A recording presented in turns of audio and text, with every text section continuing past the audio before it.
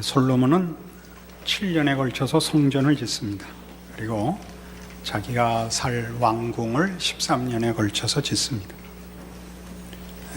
솔로몬이 성전을 건축하고 그의 왕궁을 짓는 이때야말로 이스라엘의 절정기라고 할 수 있습니다. 솔로몬의 영광의 절정기일 뿐만 아니라 이스라엘이라는 국가적 차원에서 가장 절정기에 이르렀던 때입니다.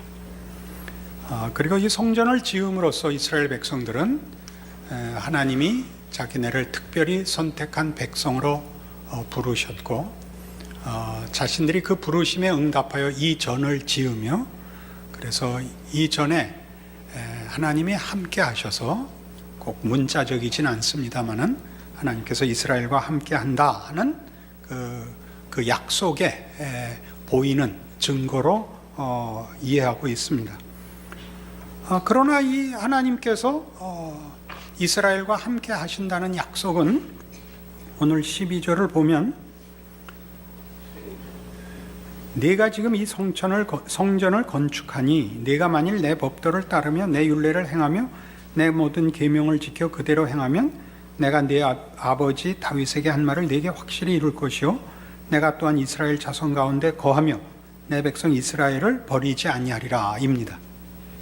내 백성 가운데 거하고 내 백성을 버리지 않는 것이, 그러나 12절에 다시 보는 바와 같이 내가 만일 내 법도를 따르면 이라는 조건으로 제한됨으로써 성전을 건축하고 있다는 것만으로 하나님의 임재와 하나님을 자기 편으로 만드는 일이 이제 불변하는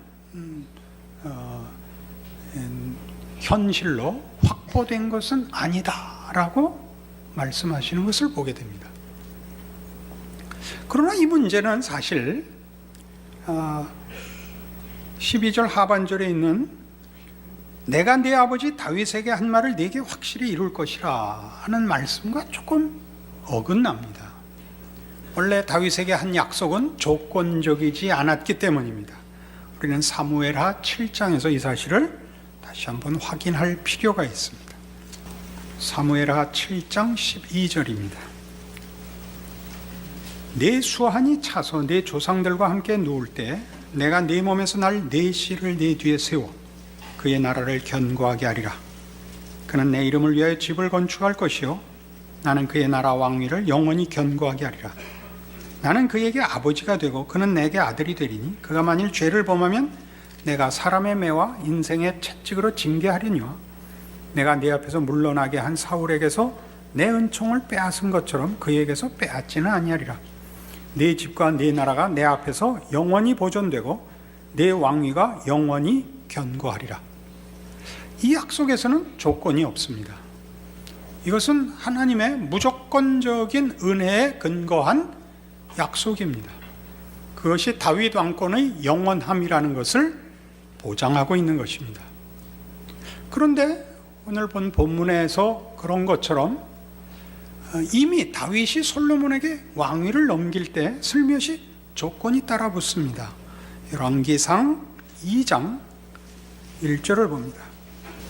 열왕기상 2장 1절, 다윗이 죽을 날이 임박하매 그의 아들 솔로몬에게 명령하여 이르되 내가 이제 세상 모든 사람이 가는 길로 가게 되었노니 너는 힘써 대장부가 되고 내 하나님 여호와의 명령을 지켜 그 길로 행하여 그 법률과 계명과 율례와 증거를 모세의 율법에 기록된 대로 지키라. 그리하면이 된 겁니다. 그리하면 네가 무엇을 하든지 어디로 가든지 형통할지라. 이 조건적인 약속을 성경에서는 굉장히 강조하고 있습니다. 그 강조는 대표적으로 신명기 28장에 나와 있는 축복과 저주의 언약에서 강조되고 있습니다. 우리가 잘 아는 대로 너희가 만일 네 하나님을 섬기고 그의 명령을 준행하면 나가도 복을 받고 들어와도 복을 받습니다. 그러나 만일 너희가 네 하나님을 버리고 네 하나님의 명령을 준행하지 아니하면 나가도 저주를 받고 들어와도 저주를 받고 라고 경고했었습니다.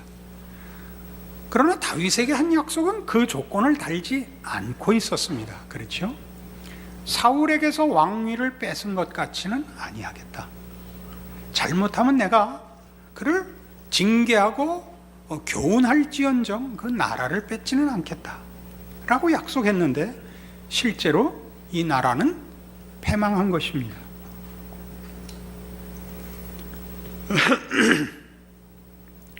솔로몬 시대가 얼마나 영화로웠든지 그 성전이 얼마나 큰 신앙의 고백이었고 하나님 앞에 인정받은 것이라 할지라도 지금 이 열왕기서를 읽어야 하는 최초의 독자들, 즉 그 나라가 망하여 바벨론의 포로가 된 유다 사람들과 이미 그 전에 멸망한 북왕조 이스라엘 백성들, 그리하여 산지 사방의 난민이 된 이스라엘과 유다 백성들에게 있어서 솔로몬의 영광과 그가 지은 성전의 아름다움과 그 진실함이라는 것은 아무런 의미가 없을 것 아닙니까? 저들이 묻고 싶은 것은 그걸 겁니다. 한때 이렇게 흥왕했고 또 허락받았던 우리의 믿음의 내용들이 왜 지금 이 지경에 이르렀는가? 그리고 이 지점에서도 지금의 자리에서도 아직 소망이 있는가? 그 약속들이 유효한가? 아니면 그 약속을 회복하기 위하여 어떤 일들이 우리에게 아직 남아있는가? 이런 식의 질문들이 나올 수밖에 없는 것입니다. 다시 본문으로 돌아와 보시면 이 본문은 바로 이 다윗에게 허락한 약속이 조건절에 의하여 제한되는 본문을 이렇게 확인할 수 있습니다. 12절 다시 봅니다. 6장 내가 지금 이 성전을 건축하니, 그러니까 말하자면 이제 다시는 내가 어디로 가지 않고 이 성전에 머물며 너희만을 지키고 편들겠다가 아니라 네가 이 성전을 건축하고 있지만 네가 만일 내 법도를 따르며 내 율례를 행하며 내 모든 계명을 지켜 그대로 행하면 내가 네 아버지 다윗에게 한 말을 네게 확실히 이룰 것이요 입니다. 그리고 이스라엘 자손 가운데 거하며 내 백성 이스라엘을 버리지 아니하리라입니다. 그럼 이 조건을 가지고 돌아보자면 우리나라가 망한 것은 우리가 이 신명기적 요구들, 신명기 28장의 내용을 근거로 하는 신명기적 역사관 또는 신명기적 신학이라는 기준을 우리가 범했다. 그러므로 그 일을 회복하는 것이 우리의 소망이다 라는 답이 나올 것입니다. 그러나 묘하게도 열왕기하 22장에 가시면 이 조건적 약속마저도 의심을 할 수밖에 없는 사건이 일어납니다. 열왕기하 22장 1절 요시야가 왕위에 오를 때 나이가 8세라 예루살렘에서 31년간 다스리니라. 그의 어머니의 이름은 여디다요 보스깃 아다야의 딸이더라. 요시야가 여호와 보시기에 정직히 행하여 그의 조상 다윗의 모든 길로 행하고 좌우로 치우치지 아니하였더라. 요시야는 이스라엘과 유다 역사상 다윗의 다음 가는 버금가는 아주 신실하고 올바른 신앙인이었고 하나님의 종이었습니다. 23장 24절 보시면 요시야의 종교 개혁이 이렇게 묘사됩니다. 요시야가 또 유다 땅과 예루살렘에 보이는 신접한 자와 점쟁이와 드라빔과 우상과 모든 가증한 것들을 다 제거하였으니 이는 대제사장 hil기야가 여호와의 성전에서 발견한 책에 기록된 율법의 말씀을 이루려 함이니라. 요시야와 같이 마음을 다하며 뜻을 다하며 힘을 다하여 모세의 모든 율법을 따라 여호와께로 돌이킨 왕은 요시야 전에도 없었고 후에도 그와 같은 자가 없었더라. 요시야는 신명기적 신앙 요구를 다 이룬 사람이라 이렇게 기록되고 있습니다. 그러니까 우리가 다윗의 영원한 왕권을 하나님의 은혜를 근거로 하는 것으로 이해하고 그의 영원함을 믿고 있는데, 지금 이스라엘의 멸망으로 우리는 그것이 우리에게 책임이 있다 하는 말씀으로 읽혀지고 있습니다. 열왕기상 2장에서 다윗이 솔로몬에게 왕위를 넘길 때, 그리고 오늘 읽은 열왕기 6장에서 성전을 짓는 솔로몬에게 조건을 하나님이 요구하고 있기 때문입니다. 그러나 지금 보는 이 요시야는 그 조건을 만족시킨 사람입니다. 그럼에도 불구하고 계속 보는 26절에 그러나 여호와께서 유다를 향하여 내리신 그 크게 타오르는 진노를 돌이키지 아니하셨으니 이는 므낫세가 여호와를 경노하게 한 그 모든 경노 때문이라. 여호와께서 이르시되 내가 이스라엘을 물리친 것 같이 유다도 내 앞에서 물리치며 내가 택한 이 성 예루살렘과 내 이름을 거기에 두리라 한 이 성전을 버리리라 하셨더라. 지금 이 책은 이미 멸망한 백성으로 포로되었거나 난민이 된 자들이 읽고 있습니다. 솔로몬의 성전의 아름다움과 진실함도 위로가 되지 않고 요시야의 종교 개혁도 저들에게는 다만 의문거리일 뿐입니다. 아니, 왜 이런 종교 개혁이 일어났는데도 하나님이 그러면 잘못해서 벌을 준다 하는 식의 요구가 신명기적 요구라면 요시야의 종교 개혁은 무슨 보상을 받았는가 라는 의문이 여기에 첨가될 수밖에 없습니다. 우리는 하나님의 은혜의 무조건적인 약속도 지금 의심할 수밖에 없고, 신명기적 조건적 신앙 요구에 대한 법칙도 지금은 확신할 수가 없는 시점에 도달하게 됩니다. 그것은 우리만의 문제가 아니라 지금 이 열왕기를 읽었어야 되는 최초의 독자들의 역사적 현실적 문제였고, 따지고 보면 모든 성도들이 그 신앙생활 속에서 부닥치는 빈번히 직면하는 현실적 문제이기도 합니다. 어떤 면에서 우리는 은혜를 근거하고 어떤 면에서 우리는 책임을 근거하는가 하는 문제는 우리에게 답이 없을 만큼 어렵습니다.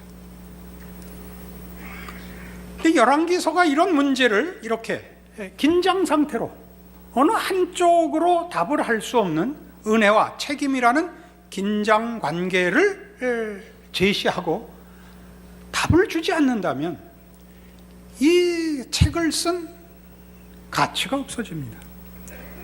이스라엘과 유다 백성이 다만 어쨌든 하나님의 어느 법칙에 의해서건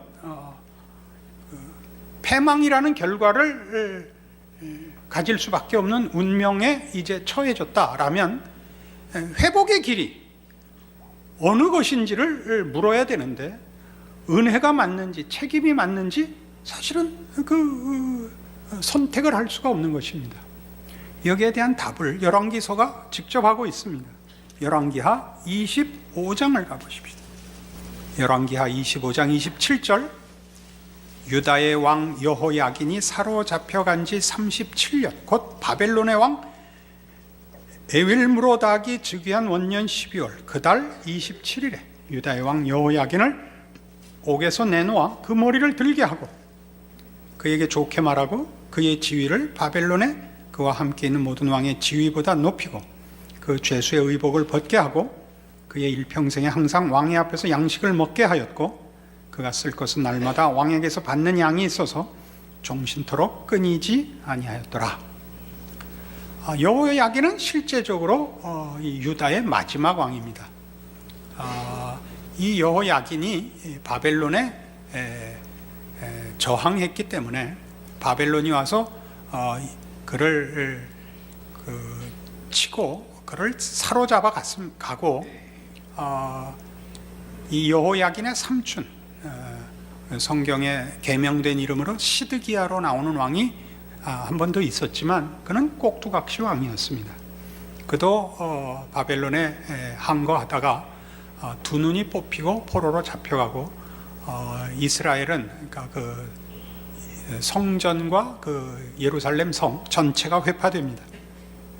그러니까 이 마지막 왕이라고 볼 수 있습니다. 여호야긴이. 근데 그는 포로된 지 37년 만에 바벨론 왕이 그를 석방해서 그의 왕적 지위와 대접을 회복시켜줬다라는 것으로 열왕기가 끝이 납니다.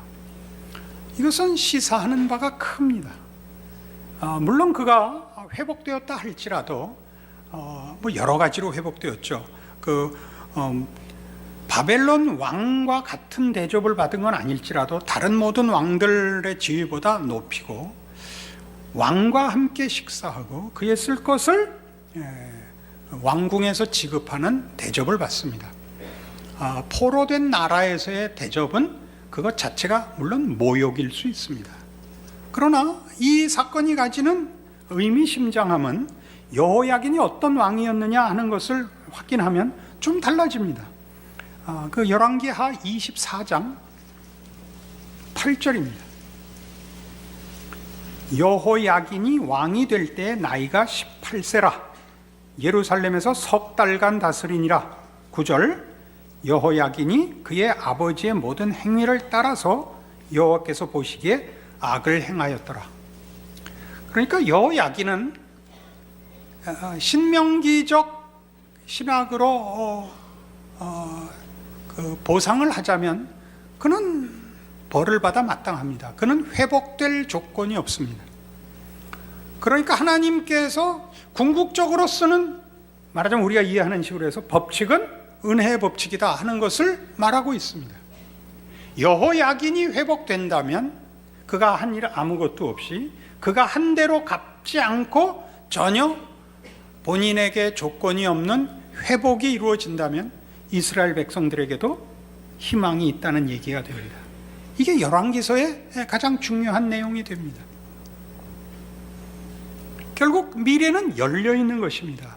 우리의 책임, 우리의 의지, 선택, 능력 한계 내에서 인간과 세상의 운명이 제한되지는 않는다. 그런 뜻이 됩니다. 우리가 여기서 당황하게 되는 것은 그럼 이 신명기적 요구와 하나님의 은혜의 요구가 어떻게 조화되느냐 하는 것이죠. 우리는 이때 이 신명기적 요구라는 것이 조건적인 약속이라는 것이 우리에게 책임을 전부 맡기겠다, 우리 보고 우리의 운명을 책임져라 하는 차원이 아니라는 걸 깨우치는 게 중요합니다. 성경 내내 가르치는 것입니다. 성경이 인간에게 책임을 묻는 것은 인간을 한 인격으로 대접하는 것입니다. 신앙이 우리에게 조건을 요구하는 것은 우리에게 도전하는 것입니다. 우리를 대등한 인격체로서 대접하여 도전하는 것입니다. 우리는 하나님의 개인적인 사물이 아니고 대등한 인격으로서 취급하는 독립된 인격체라는 사실입니다. 하나님은 이런 법칙들마저도 은혜의 법칙 안에서 사용하신다는 뜻입니다. 우리는 이 문제를 확인하기 위해서 로마서 11장으로 갑니다. 신약성경 255페이지 로마서 11장 29절입니다. 로마서 11장 29절 하나님의 은사와 부르심에는 후회하심이 없느니라. 너희가 전에는 하나님께 순종하지 아니하더니 이스라엘이 순종하지 아니함으로 이제 긍휼을 입었는지라. 이와 같이 이 사람들이 순종하지 아니하니 이는 너희에게 베푸시는 긍휼로 이제 그들도 긍휼을 얻게 하려 하심이라. 하나님이 모든 사람을 순종하지 아니하는 가운데 가두어 두심은 모든 사람에게 긍휼을 베풀려 하심이로다. 하나님이 모든 사람을 순종하지 않는데 가두어 뒀다. 그리고 그것은 하나님이 긍휼을 베풀려 그러셨다 그럽니다.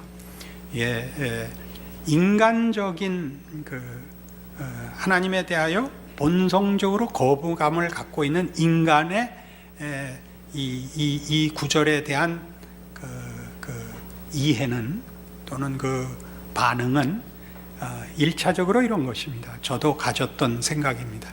하나님은 생색을 내시려고 우리의 손발을 묶으셨구나. 그게 맨 처음 드는 생각이었습니다. 우리가 하나님 앞에 은혜를 구한다 그럴 때 그것이 말하자면 무슨 비굴하게 도움을 요청해야 되는 약자의 입장에 서야 되는 그런 생각을 본성적으로 가지게 됩니다. 그리고 하나님이 우리를 하나님 앞에 무릎 꿇리려고 우리가 할 수 있는 것을 제한하시는 하나님인 것 같은 느낌이 거기에 따라옵니다. 성경이 하고 싶은 얘기는 그 얘기가 아닙니다. 하나님이 우리를 순종하지 않는 가운데 가두어 두셨다는 것은 우리의 불순종이 허락되어 있다는 것을 전제하고 있습니다. 하나님은 우리에게 자유로운 선택권을 주셨다 그런 뜻입니다. 자유로운 선택권 없이 불순종이라는 건 일어나지 않습니다. 우리를 결국은 순종하지 못하게 하시지 않았느냐? 아니요. 순종하지 못하게 한 건 하나님이 아니라 우리의 무력함입니다.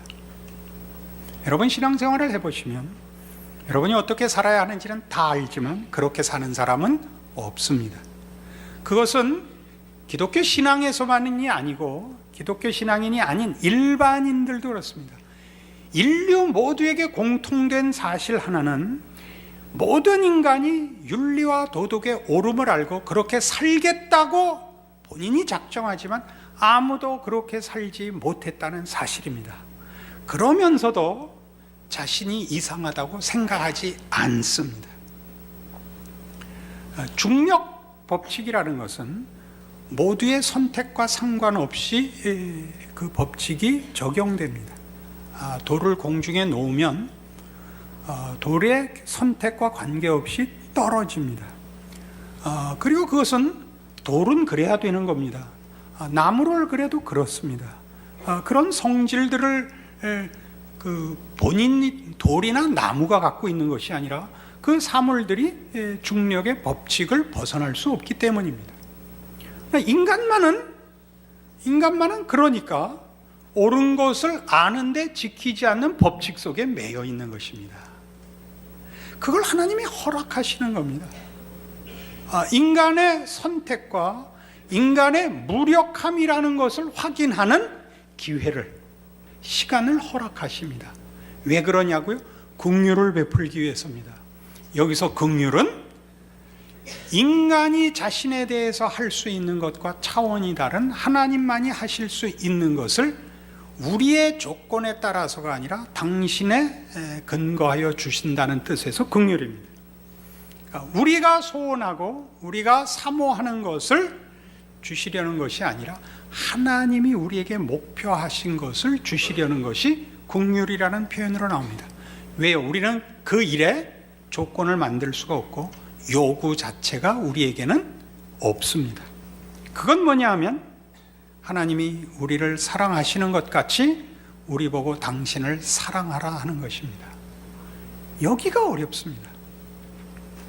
하나님이 은혜의 법칙을 쓰시던 신명기적 조건적인 법칙을 쓰시던 결국은 하나님이 그의 백성들의 인생과 역사와 운명에 개입해야 되는 것이라면 무엇 때문에 이런 국가의 패망이라는 비극을 우리 각 개인의 삶 속에서 눈물과 고통과 후회라는 그런 과정을 필요로 하시는가라는 질문이 성립합니다. 거기엔 대한 답을 구약이 하고 있는 것이고 물론 신약도 하고 있습니다. 이스라엘의 역사는 전부 그 얘기입니다. 하나님은 이스라엘에게 이스라엘 보고 하나님을 위하여 무엇을 하는 백성이 되는 것이 아니라 하나님이 이스라엘을 사랑한 것 같이 하나님을 사랑하라고 합니다. 성전을 짓는 것이 하나님을 사랑하는 표라는 것을 받으십니다. 그러나 성전을 지어 하나님을 묶을 수 있다고 생각하는 것을 거부하십니다. 그러니까 성전을 파괴하도록 허락하시는 것입니다. 하나님의 이름과 명예가 걸린 전을 파괴하게 하시는 것입니다. 우리 각 개인의 신자된 인생 속에서 우리가 이 경험을 모두가 합니다. 그것은 뭐냐 하면 우리가 기독교 신앙에 입문하여 기독교 신앙으로 알고 있는 확신 가운데 하나가 하나님이 전능한 분이시며 우리를 지으셨으며 우리를 사랑하사 우리 기도에 응답한다는 사실입니다. 우리는 우리는 하나님 앞에 우리의 고통과 현실 문제를 기도합니다. 그리고 응답받습니다. 그리고 더 많이 응답받지 못합니다. 우리는 체념하고 맙니다. 하여튼 천국은 가겠지. 그래서 우리는 신자의 삶을 100% 살지 않습니다. 한 30%쯤 살고 70%쯤은 잊었다가 또 세상으로 갔다가 하는 70%가 그쯤 될 겁니다. 하나님께서 그렇게 하시는 이유는 하나님이 우리의 고통과 욕심을 이루는 수단이 되는 걸 못 참으시는 겁니다. 사랑하는 사이에서는 상대방을 수단으로 쓰는 것은 참을 수가 없습니다. 여러분, 결혼할 때 조건을 본다는 것은 아직 상대방을 인격적으로 사랑이라는 차원에서 깊이 알 수 없을 때, 그때는 그렇게밖에 따질 방법이 없기 때문입니다. 그러나 여러분이 상대방을 사랑하게 되면 그런 조건들은 아무 문제가 없다는 것 아시죠? 사랑을 하게 되면. 그러나 사랑하지 않고 따져서 결혼을 하려면 지난번에 봤던 사람이 더 나은 겁니다, 늘. 그래서 100번 선을 보고 못 가는 겁니다. 이럴 줄 알았으면 그때 갔지. 5년 전에 이 사람보다 더 나은 사람이 있었는데 이제 와서 그 사람만 못한 사람하고 가라고? 내 비록 32살이지만 나 못 가겠다. 이렇게 되는 겁니다. 조건으로는 되질 않습니다. 그리고 사랑을 한다 해놓고도 상대방이 보니까 이 사람은 조건 때문에 나를 사랑했다를 알면 그 순간 사랑은 크나큰 상처를 입습니다. 하나님이 우리에게 지금 그러고 계십니다. 우리의 요구에 하나님이 안 들어주실 것이 없습니다. 왜요? 하나님은 우리를 사랑하기 때문입니다. 그런데 우리가 사랑의 깊은 자리에 들어오지 못하고 하나님을 수단으로 밖에 사용하지 못하는 한 하나님은 어느 시점에서부터 거부하십니다. 우리 애인끼리도 그렇게 얘기하죠. 당신 나 사랑해? 왜 만나면 밤낮 돈만 달라 그래? 이건 애인끼리도 하는 얘기입니다. 우리는 이것을 조금 더 고급하게 스스로 속일 수도 있습니다. 쉬운 고통과 현실의 필요를 해결하기 위해 하나님을 찾는 것에서 조금 고급화되면 우리는 일종의 고급한 영성이라는 것으로 또 한번 자기를 속일 수 있습니다. 하나님의 뜻을 따르고, 그래서 겸손하고 온유하고 헌신하고 마음의 평안을 누리는 것을 목표로 할 수 있습니다. 그것마저 하나님이 거부하십니다. 기독교 신앙이란 우리가 종교적인 사람이 되는 것이 아닙니다. 하나님을 사랑하는 것입니다. 예수 안에 찾아오신 그 하나님을 사랑하는 것입니다. 그러기 위해서 하나님은 우리가 그토록 원하는 신앙적인 어떤 만족을 위한 기도에 응답지 않으십니다. 그러니까 우리의 고급한 신앙마저도 때로는, 아니 훨씬 빈번히 하나님 당신을 찾는 것이 아닐 수 있습니다. 우리의 영혼과 우리의 신앙 상태의 만족을 위하여 구할 수 있기 때문에 사실은 더 많은 갈등과 고민을 하게 하실 수 있습니다. 여기에 이스라엘 백성들의 포로의 가치가 있습니다. 성전을 지었을 때도 이스라엘 백성이 하나님이 아니라 성전으로 그 자신의 신앙에 초점을 흐렸을 수 있듯이 포로가 되었다고 해서 하나님의 백성들이 하나님과 사귀며 하나님을 사랑하는 일에 방해받을 수 있는 것은 없다 라고 선언하는 것이죠. 오늘 여러분의 현실입니다. 여러분의 신앙생활에 있어서 여러분이 가지신 어떤 조건과 환경과 지금의 위치도 하나님을 사랑하는데 더 필요한 조건이나 제한되는 조건은 없습니다. 여러분들이 매주 놀려서 죄송합니다. 그런 얼굴로 찾아오시는 이유는 여러분들이 하나님이 여러분에게 무엇을 요구하는지 모르기 때문입니다. 사랑하면 청바지 찢어진 거 입고 나와도 이쁩니다. 그러나 사랑하지 않으면 천에 없는 옷을 입고 나와도 이상합니다. 하나님은 우리에게 지금 그걸 요구하고 계십니다. 여러분이 하나님 앞에 떳떳하게 보란듯이 무언가 들고 나가려고 하는 걸 하나님은 바라보고 있지 않습니다. 여러분의 진심을, 여러분의 인격을 다한 영혼을 하나님 앞에 바치십시오. 그것이 그 아들을 보내신 하나님의 우리를 향한 사랑의 역사적 증거요, 부인할 수 없는 하나님이 우리를 사랑하신다는 문제에 대한 증거입니다. 이 기쁜 신자의 삶을 사는 여러분이시기를 바랍니다. 기도하십시다. 하나님 아버지 은혜를 감사합니다. 생각해보면 예수를 믿고 하나님의 자녀가 된 순간부터 우리의 인생은 기적의 인생인 것이 맞습니다. 우리가 그것을 모르는 것은 하나님의 사랑을 모르는 탓입니다. 예수를 믿는다는 말 속에 제일 중요하게 이 고백이 들어가야 됩니다. 우리도 하나님을 사랑합니다. 그러므로 우리는 겁날 것도 없고 아쉬울 것도 없습니다. 우리의 삶 어느 정황, 어떤 형편에서든지 우리는 사랑하며 하나님의 사랑으로 살 것입니다. 그 승리와 우리의 넘쳐나는 부요함을 우리의 존재와 우리 자신 안에서, 그리고 세상 앞에서 증언하는 우리들 생애 되게 하여 주시옵소서. 지금은 우리 주 예수 그리스도의 은혜와 하나님 아버지의 극진하신 사랑과 성령님의 교통하심이, 하늘 하나님을 아버지라 부르는 것이 무엇을 의미하는지 확인하고 그 사랑을 믿음으로 받으며 또 그렇게 예수의 이름으로 우리 하나님 아버지 사랑하리라 약속하고 돌아가는 심령들 위해 영원토록 함께 있을지어다. 아멘.